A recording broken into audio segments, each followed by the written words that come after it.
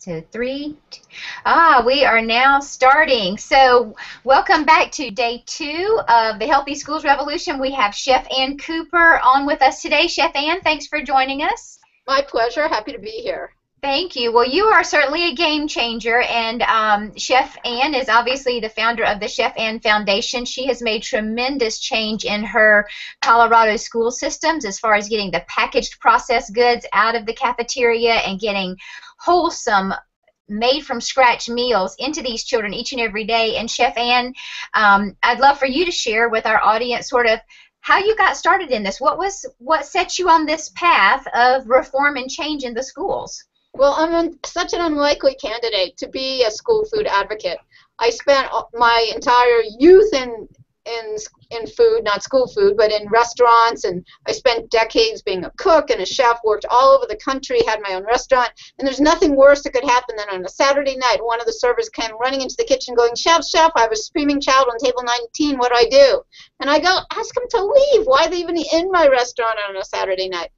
But, I kind of went from that to really thinking about sustainable food, and I wrote a number of books, and one was Bitter Harvest. And in Bitter Harvest, I started really thinking about the food supply, why it makes us sick, why it makes us kids sick.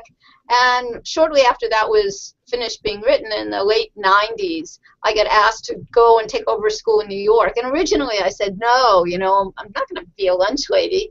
But then they said, come and see the school, and I did, and the rest is history. So I've been in school food since 1999. Wow. And so what part of New York were you in this first school experience? East Hampton, New York, at the Ross School. Okay, and how was their menu? What did they have? Nice food? Well, we set up the food program. So we were given a blank slate to create what would be healthy food, what would you want to feed kids, how would you want to educate them about it, and there was basically no budget when we started. So we brought chefs from all over the country together to really, make the best possible food and teach kids about food. And we got a lot of notoriety, got a lot of visibility, and eventually Alice Waters asked me to come to California and work in the Berkeley School District, which I did, and then now I'm in Boulder. And so Miss Waters she's like the godmother of school gardening, right? She is just phenomenal. She's also she is phenomenal. She's the godmother of school gardening, and also in many ways arguably the godmother of, sort of American healthy cuisine. All right. And I guess, in thinking back on, so you moved from the New York school system, then what took you out to the Denver area? What brought you there? Well, it wasn't a school system. So in New York, I was at a private school. Okay. And Alice asked me to go to California, and I did that. And when that project was winding down, I got asked to come out to Boulder. So I was recruited to come out here. Okay, and then how did the Chef Ann Foundation get started? While I was still out in California working on the Berkeley School District, as I started going across the country talking about school food and getting more notoriety on school food, everyone kept saying, we need recipes, we need menus, we need manuals, what can you do? So I thought I needed to build a toolbox. And I actually envisioned it as a physical thing with all the tools inside that a school district would need to fix school food. But I quickly understood, even though this was 15 years ago, that I started thinking about this, that we really needed it to be digital. So fast forward to 2002, 2003, I really started thinking about this, and as time went on and I was in Berkeley, I thought, well, we need to build this, and we need money to do it, and so I decided I needed to get grants, and then I realized I needed a foundation in order to get the grants, and so that's how it started. 6 years ago, we started with the Chez Panisse Foundation as our fiscal partner, and then eventually I got my own foundation 4 years ago, and we've been moving forward ever since. So now the Chef Ann Foundation has numerous projects, one of which is now the digital toolbox, which is thelunchbox.org. And that is am I correct in thinking that's a free resource for schools? It is. It's a free resource for schools. It has menus, it has recipes, it has financial modeling tools, it has marketing tools. It's really an amazing resource. And so what is it exactly as far as changing the school? Like, for instance, your schools in Colorado, did they have the packaged processed stuff there and you actually helped reform and get that out of there and start putting in the scratch-made foods? Absolutely. When I came to Boulder, it was like many other school districts. Most of the food was highly processed, and now none of it is. And so that's a simple answer, Chef Ann, but you know everybody wants to know, okay, just give us some baby ideas of, tell us a first step. What's the first thing that you could think of that you did with that school? Was it take chocolate milk off the lunch line? Was it, you know, try to work with farmers to get the produce in? You know, the first step is to rewrite the menus. You have to start by getting rid of the processed food and rewriting the menus. And yes, we took chocolate milk off the menu right away. But the biggest thing is getting rid of the processed foods and starting to work on that.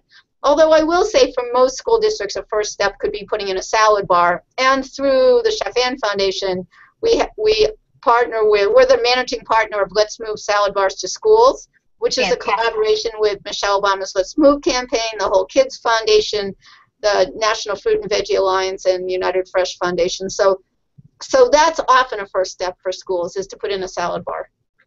I like that. And so in order to get that grant for the salad bar, how cumbersome of a process is that with the Let's Move Salad Bars to Schools? It's really not that cumbersome. I mean, it's a couple-page grant application, and you actually have to have some of your numbers together before you start on the process, but it's not a lengthy process, especially for school districts that are typically having to fill out grant applications. So it's not a very big deal. Okay, I think that, you know, a lot of people just tend to hear that, they hear about a change and their first reaction is, oh, that's going to be too difficult, and so they don't even try. And so what I'm hearing, your toolkit is going to be a way that allows parents to take ideas that have worked, here's the path to go on, and start implementing it, correct? Absolutely. So I'm just putting my hat on as a mom that has kids in school, and I'm someone that has gone up against my school board. We have 6 elementary schools, 1 middle, and 2 high schools in this particular school system, and the board has not wanted to really change the menu. And so I'm thinking, as far as first steps, we have the director of all of our school food has contracts with these other vendors, and we don't have kitchens, right? Some schools have kitchens and some don't, so they won't allow the schools with kitchens to use them because it's not fair to the schools in our, you know, in our particular system that don't have kitchens. So did you come up with any obstacles like that in your efforts? Well, there's a very simple obstacle there's a very simple way to overcome that, and that's have the kitchens that cook for the other schools. So, I mean, when I came to Boulder, we had numerous kitchens cooking for numerous other schools. Now we have 3 regional kitchens that cook for all the schools. But all the menus have to change. The school districts can't not change the menus because of the Healthy Hunger Free Kids Act that's now been law for 2 years. So, you know, everyone has to get healthy food into their schools. It's now the law. Well, and I think that this is actually a parochial school system, so we're not part of the public school system, but I think that they would still be affected by the food guidelines. And so, you know, it's interesting. They have made modest changes. They've taken off some of the more unhealthy things and added newer, fresher items on there. Now, so the first step you said would be a salad bar. What's a good way to negotiate with the, you said the other first step is changing the menu. Like, who are the contact people that a parent should approach first if they're not seeing change happen and they want something to get started? They really need to go to the school board. Change does not happen at an individual school. It doesn't happen because a principal wants it to, or even the food service director. So the first thing I always suggest is go into the school and eat school lunch. Really look and see what the food is. And then get a lot of like-minded people and go to the school board and say, you know, this is what we're serving our kids, and we don't want this being served anymore, and we really want you guys to help fix it. Another approach is to go to the food service director and go, what are the obstacles? What is it going to take to get healthier school food? You know, how can we help? So those are the 2 rationales that I suggest. And how difficult was it, would you say, on a scale of 1 to 10, how difficult was it to transition your Boulder schools from the process to the scratch cooking? Time-wise, difficulty-wise, number of years? Well, we're in year 6, and we're still working on it. I mean, we're certainly a lot better. We have only hormone and antibiotic-free beef. All our chicken on the bone is hormone and antibiotic-free. We have a priority in local procurement. We have organic milk. So there's a lot of things we've done. There's plenty more still to do. It is hard to make these kind of changes, but if you have the support of the superintendent and the school board, it's absolutely doable. And so why is, you know, in your mind, we all have theories, but why is scratch cooking the answer for these kids? Because it's the only way to have healthy food. You know, there is no such thing really as healthy processed food. It just doesn't really exist. So we need to stop serving kids chemicals, colors, dyes, high fructose corn syrup, trans fats, highly processed foods with lots of sodium. We actually need to cook, and that's whether we're feeding kids at home or in school. You know, I mean, we have to feed kids real food to protect their health. And so when you say cooking real food, was there, I'm sure there had to be some sort of initiative with the cook staff at these facilities to give them training. You're a chef by trade, so was that part of the evolutionary process, is retraining the cooking staff? Yes, absolutely. You have to work with the staff. You have to train them. You have to educate the kids, the parents. So it's all about training and education and marketing. And so what kind of words and language did you use with the cook staff to, and you know, people don't like to change, so how did you encourage them and get buy-in from the cooking staff to change their habits that were probably hard to modify? Well, we taught them how to cook and made it part of their job. And did you make it fun? Did you encourage them to have fun with this and to see it as, you know, a chance to really impact the lives of the kids? I'm just trying to think of ways that we can cajole people into these better habits. Well, we're not into cajoling. We're into educating and mandating. And Okay. you certainly, that means you have to work with people and you have to make it part of the culture. But, Okay. you know, I don't believe we cajole our employees. I think we really work with them. We treat them professionally. We give them professional training and then demand professionalism. Excellent. Excellent. And so I'm thinking about the positive impact. We all know that, you know, better food builds a better body, builds a sharper mind. And do y'all have any statistics as of late as far as the impact of your, you know, the changes over the last 6 years of you gradually weeding out the bad stuff and bringing in more good stuff into the school system? Have the school system scores and test scores improved? The behavior of the kids changed? Well, we have that information anecdotally, but we've never done an outside evaluation, and the reason we haven't is because evaluations cost a lot of money. We did do a small one in Berkeley, but even that small one in Berkeley cost $500,000. So, you know, you have to weigh the, do you want to spend $2 or $3 million on an evaluation, or do you want to put that money into the food for the kids? So we've never done an official evaluation.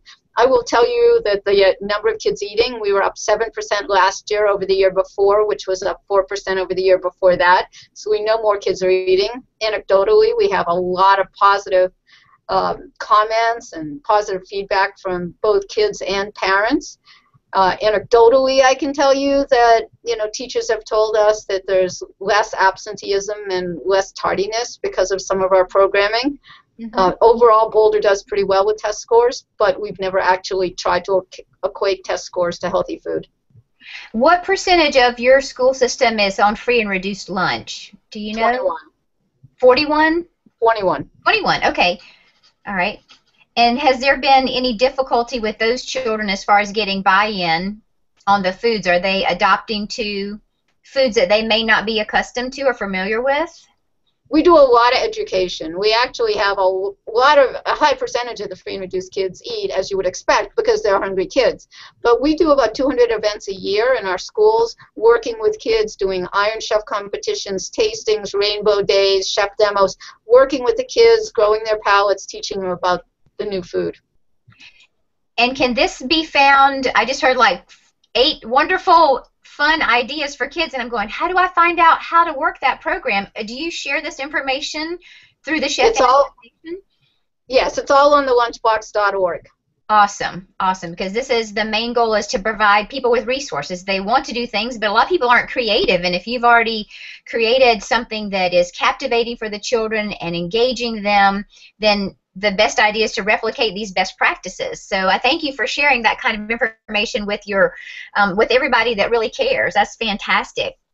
And so tell us some more things about the Chef Ann Foundation that we may not know.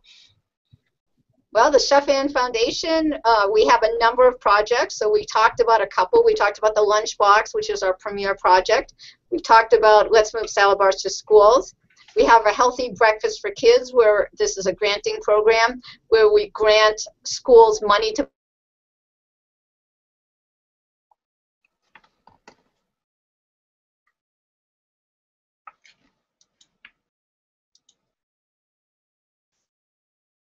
I think it to do is, it's also a granting program. We grant schools up to $2,500 to do education around salad bars. So we will help them buy product and do rainbow days and tastings.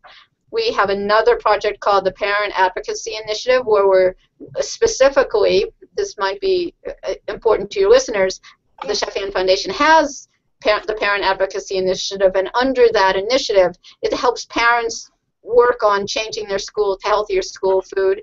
And we've also got some other programming going on where we do granting for equipment and technical assistance. So we're all about trying to help schools segue from highly processed to scratch-cooked foods. It sounds like you just have like a cornucopia. I see this big, big horn of plenty of all the fantastic things that you are doing and your team is putting together to share these resources. And I'm going to encourage everybody to please go to the Chef Ann Foundation. Is it .org? chefannfoundation.org to get there and find out all these useful tools that you all have put together. And as far as us supporting your efforts, obviously, people, when you go there, there's the ability to donate to your foundation. Correct, and sign up for our newsletters. We have numerous. If you've got a Facebook, you can like us on Facebook, which would be great. You can follow us on Twitter, and you can tell all your friends about the work we do. Absolutely. And is there anything else that you think that we can do for your organization other than following your newsletter and supporting you guys?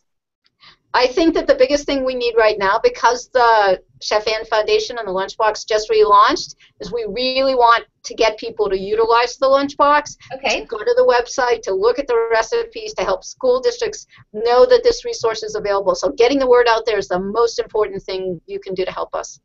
Okay, so everybody, please, when you go to the Chef Ann Foundation, make sure that you like them on Facebook, make sure you share their tweets, retweet their tweets with all your friends. Really, that's the way we have this organic growth, is by everybody sharing these best practices. So we can definitely encourage that, Chef Ann, and we will have the link to your organization that's at the bottom of the speaker page for everybody to tune into. And anyway, I don't want to belabor the point. I mean, it sounds like you've done some fantastic things, and you've given parents some first steps now, starting with the salad bar, talking to the board for their school, getting a body of parents together that really cares, and going and seeking change. So you're a model that we're going to watch and continue to watch as you make progress. And just wanted to thank you for sharing your time with us today and being a part of the Healthy Schools Revolution.